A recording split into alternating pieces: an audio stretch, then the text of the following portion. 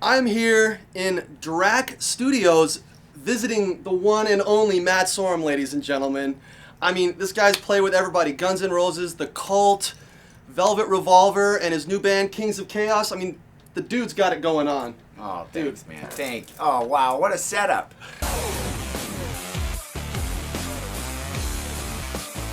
So I want to get your opinion on the G-Class pedal, because I know you've played a lot of gear over your career. Yeah. And how would you compare it to other pedals that you've played? Oh, it's the best pedal I've ever played. I'm so in love with it. You know, the whole idea of the weights and the beater. I love that. You know, as soon as I sat down and kicked it, it just... And I've had a little bit of dilemma the last few years. I don't know if it's just, things change with your body, you're not as flexible. I'm getting a little older, so I have to make sure I constantly keep hydrated because, your legs stiff, things like that, just weird little things. So I was struggling a little bit with what was going on in that area. And then as soon as I took them out of the box and I played them at a show without even trying them, I just got them out. I played this show at the Avalon, like 1,000 people, pretty big gig. I'm like, I put them on at sound check. I'm like, I'm in.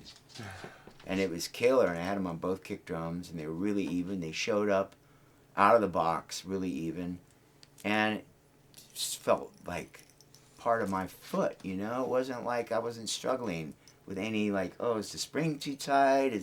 And it was really easy adjustment. I did a couple of quick little adjustments, really easy to adjust. And I did mess with the weights a little bit. You can take out in the beaters, you can adjust with the weights. You can take one weight out. I don't know what the exact weight of each. 3 grams. 3 grams. Yeah. 3 grams. There you go. So I took like 3 grams out and I kicked it. I'm like, feels pretty good. And I took another 3 grams. You can do. I think it's 5 altogether. There's 3 in each beater. 3 in each beater. Yeah. Okay. So 3 in each beater. So I got 9 grams in there. Extra all together, right? Yeah. So I'm like, okay, cool. But I realized that I liked it pretty much full out most of the time. And the left beater, I think I ended up with 2 because I wanted it to be a little. I don't know. I couldn't. I'm still playing with it, which is cool because that's like the rest of the stuff. Toy around with it. Depending on the gig, if you're on a lighter gig, maybe you want a little lighter. I don't know. Pedal board feels nice too. Because I've struggled with that. I've always been, if it's a little slippery or the little, guys put stuff on them like skateboard, And it just seemed to feel really good. Now, do you play barefoot or you play... Lately I've been playing barefoot. Oh, okay. So you don't cut the shit out of your foot on this. Well, like I said, I'm a wacky dude. I mean, back in Guns N' Roses, I used to play with biker boots on. Yeah. Now I'm like, hey, I'm going to play in my bare feet. I'm always changing. Because I'm always looking, even as much and as long as I've been playing, I'm always looking for that extra little bit of something. Right. You know what I mean?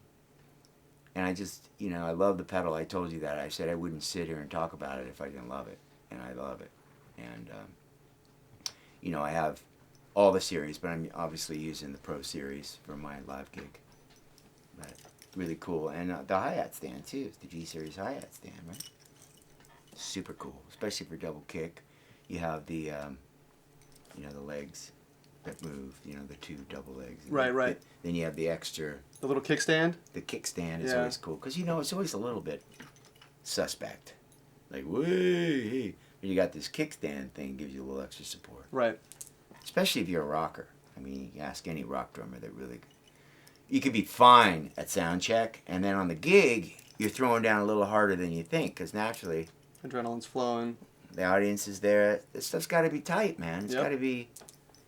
You got to be ready for the assault, The guys that hit and play hard.